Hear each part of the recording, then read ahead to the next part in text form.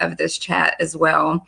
So I'd love to move to our love offering portion of today's conversation.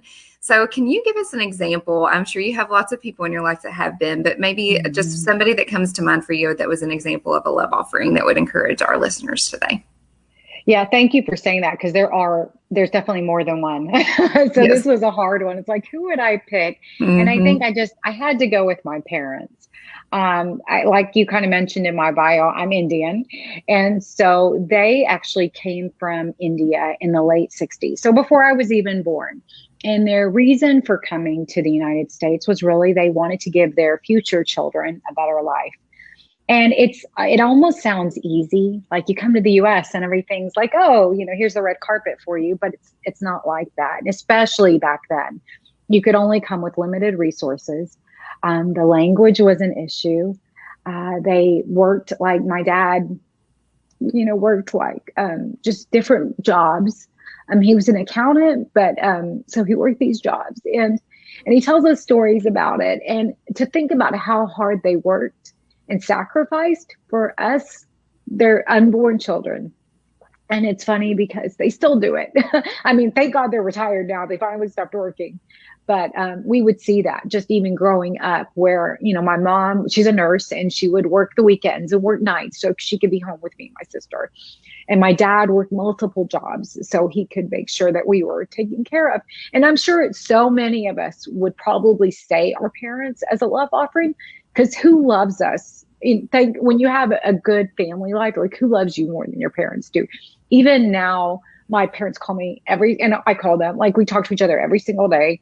And it's always like, what did you eat? And I'm like, I ate. Don't worry about it anymore. I'm in my 40s. I think I know how. Like, I'm good. But it's just like, that's their heart. And it's just because they just care that much.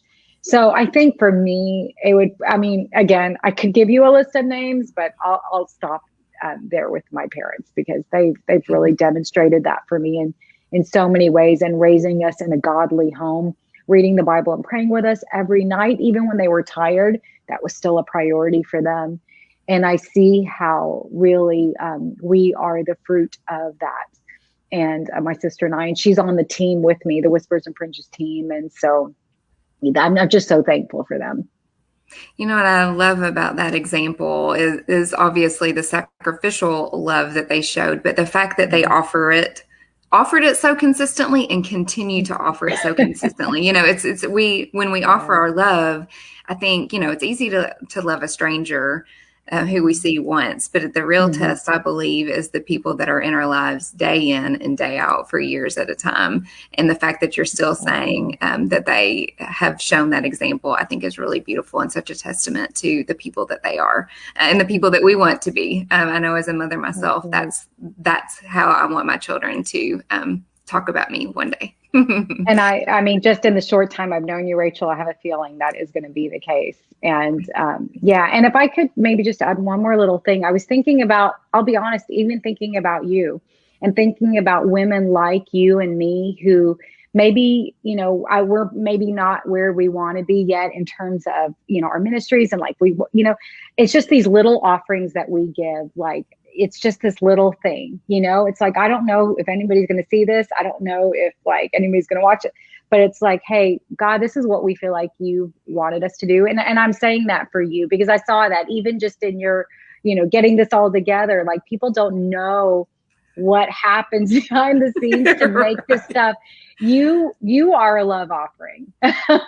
So anyway, I just wanted to make sure I said that too, because I really felt that. That's really generous, and I appreciate it. And you're right. And I think there are so many of us, and those listening, and that those, now live or at a later date. I think so many times we do feel like maybe we're on the fringes, and that nobody hears even our whispers, but God does, and He sees. And so if nothing else, He's going to use it. And I believe that. That's why we're doing what we're doing. That's right. So, okay, what about your favorite biblical love offering? And I want to tell listeners that I asked you to speak and join me, I don't know, a month or more ago. And Mm-hmm. you've been praying about this for a long time. And you said, I want to make sure I don't mention somebody that somebody else has already mentioned. You put a lot of prayer and thought into this. And I just want you to know that I appreciate that. So, without further ado, which biblical, right. Right. So yeah, so actually, the person I chose is Hannah, and it was the timing of this was really interesting because I was telling you about those Saturday studies. We're actually in the book of First Samuel, and so I had just studied the life of Hannah, and so she was really fresh on my mind. And if your listeners maybe don't know her story, just a really quick synopsis of that is that she was a woman who could not have children. And back in those times, like there were people that had multiple wives, and she was the second wife of this man and the first wife had multiple children. And so this other woman would just constantly taunt her and all of that. And Hannah just desperately wanted a child. And so you see her pray. And what she says is, God, if you will give me a son, then I will give him back to you.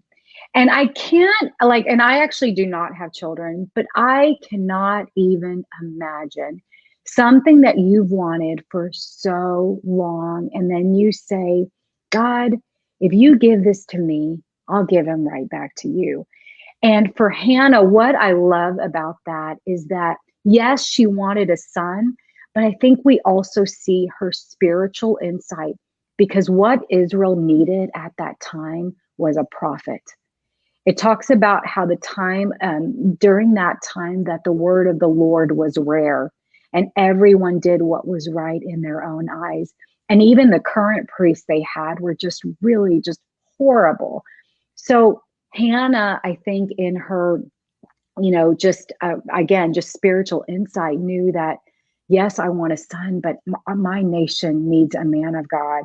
And so she just offers her son. And I think that's big for a couple of reasons, because she says that when he's weaned, I will take him to the temple. So the idea of being weaned, when you look at commentaries, it'll say anywhere from ages 3 to 7. Can you imagine taking your even 7-year-old and leaving them at anywhere and just saying, bye, see you in a year? I don't think any mom, even as an aunt, when we dropped my nephew off at college, I was like, am I going to be okay? I mean, I'm the aunt and I'm going to see him in 3 weeks. So for Hannah, she did that. And then here's the other thing, again, like what I was just mentioning, the temple you would think would have been the safest place on earth, but it wasn't because of the state of the priest at that time. Like they were doing horrible things, just total defiance of God's law. But I feel like if it were us in modern day, we'll be like, I feel like the Lord released me from that vow. And I'm just gonna, me and God talked about it and he's good. He doesn't It's want me not to safe. leave. Yeah. It's not safe. It's Yeah. not wise. Yeah. I shouldn't leave my son there, Mm-hmm. but she does. And what I love too is that she does it joyfully, because all of chapter 2 is a song of praise to God. And then in the end of chapter 2, it says that she makes him a little coat and takes it to him every year. And you never hear about any anguish or grief or sadness, because it talked about that was her state at the beginning. But after that, it's like it's with joy that she continues to offer her son every single year. So yeah, Hannah gets my vote for the love offering. That like makes me all teary, and Oh, I'm trying to consider why. Why is this making me so teary? And maybe it is oh. because, trying to personalize that story. It's like, what is it, Mhm. Lord, that I want so badly, that I'm just praying and begging and pleading for? And then if you were to give me that, would I be willing to give it back to you? And I don't know. And that's something that I need to obviously work on with the Lord, because Mhm. that's hard. It's almost like maybe I've idolized a few things that I need to hand over to him. Yeah. Rachel, you and me both. You are not the only one. Trust me, even just studying that, I'm with you. If it was my child, if I had a child and I had made that vow, to be honest, I don't know if I could have done what Hannah did. Yeah. Or if I did it, I would have been grudgingly, not Oh yeah. joyfully. And It's I would have like, been a okay. basket case. I would have been worse than I was when I didn't have kids, because then your heart is like with your child and you're worried Yeah. and you're like all those things. And so, yeah, I'm so with you, Rachel, on that. Well, now I want to go back and read Hannah's story again because, I knew her story, but the way that you told it Mhm. was such a new, fresh biblical perspective. And then what was Mhm. really interesting to me was about her taking the little coat every year. Mhm. I've Mhm. never noticed that in that story. And I just think like she was still being a good steward. She was still being involved, even though she had let go. So that's beautiful. Thank Exactly. you so much for Oh, bringing that story to life oh, again. you're welcome. You're welcome. Well, so based on today's conversation, do you have just an encouragement for us moving forward on how we can be love offerings today and ongoing? Yes. So I was thinking hard about this because I think in my natural state, I am not a generous person. Okay. Even when I was little, I remember when my friends would come over, I did not want to share our snacks with them because I was afraid we would run out. So obviously, this is a challenge for me. And so here's what I discovered though, and I'm a work in progress still on that. Okay. Maybe the first thing is learn to give out of a place of abundance. Where do you have a lot of, maybe what do you have a lot of? Is it time? Maybe you can volunteer. If it's money, then maybe you can give to people who are doing things that you would like to be doing. Do you have a particular talent? Go like be on the worship team or, teach or do whatever you have in abundance, because that's going to be, that's an offering, but it's going to be an easier offering, right? Mm. But then I think like Hannah, coming back to her story, what I think, because we've gotten in such the practice of generosity and of being an offering, that we're like, okay, well, maybe I can do it where I'm not so abundant and in this place of barrenness. And like for me, so one resource I feel like I do not have enough of is time.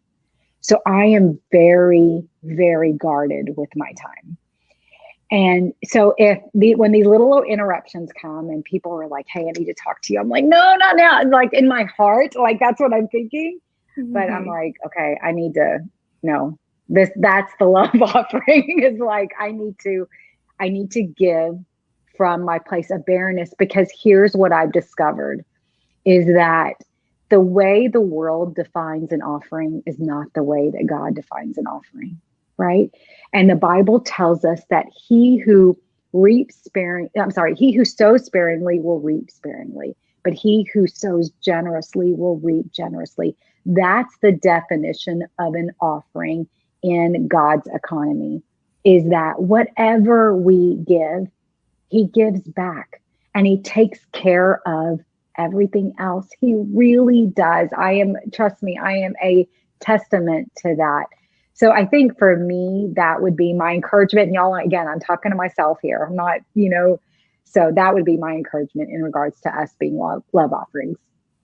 I think that is really good wisdom. It's we can Mm, start with what we know, with what we're comfortable mm, with, and slowly mm, God can add to that and become a little bit more sacrificial. And then we kind of get used to it. That becomes the new normal. And so I right. think He will bless that. I think He'll bless whatever we give. But now that I Yeah. know that time is something that you are scarce in, I really Oh no, appreciate. you're No, but now listen, I really do. I appreciate the fact that you took the time to prepare and oh, pray and join mm, us today because mm, I don't take it lightly. I know you could have chosen to do so many other things, and you've been such a mm, blessing and a love offering to me. And I'm confident that the listeners would say the same. So thank you so much for your time. Thank you so much for your heart and your ministry and mm. your biblical knowledge. Mm, And mm. I just pray blessings over everything that you're doing, that God will continue to show favor to your ministry. Thank you. And same to you, Rachel. Well, so I know I want to stay connected with you. I know Love everyone that. listening want to stay connected with you. So tell us the best Mm. ways that we can do that. Okay, so there's a couple of ways. We have a website. If anybody even goes to websites anymore, it feels like Yeah. we're all just like social media. Social But it's media. Whispers and Fringes. It's and you spell it out, Whispers and Fringes. And so we're on Facebook, we're on Instagram. But I also have a personal Instagram account that I kind of just do some different things. So this is kind of a long one, but it's Anitha.t.abraham. I probably should come up with a shorter IG handle, but that's what it is right now. Anitha.t.abraham or Whispers and Fringes.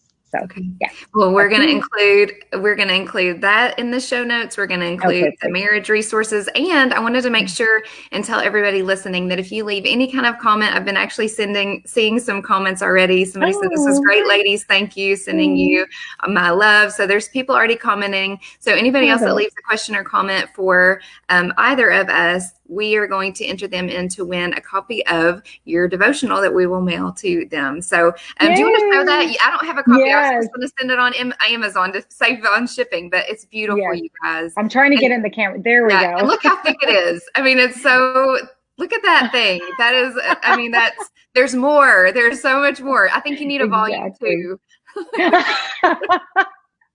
We might, maybe we'll do that. Yeah. So it's 365 days. It literally takes you, you have a devotional for every single day, and it takes you through the entire Bible. So that's Okay, why it's so thick.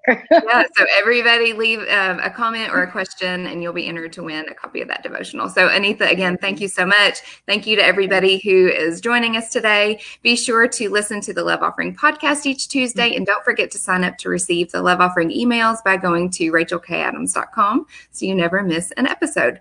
And mark your calendars for July the 30th at 1 p.m. when Rachel Farenbach, I wanted to make sure I got that right, will be Mm. joining the conversation. So until then, let's continue living faithfully and loving fully. Have a great day, everyone. Amen.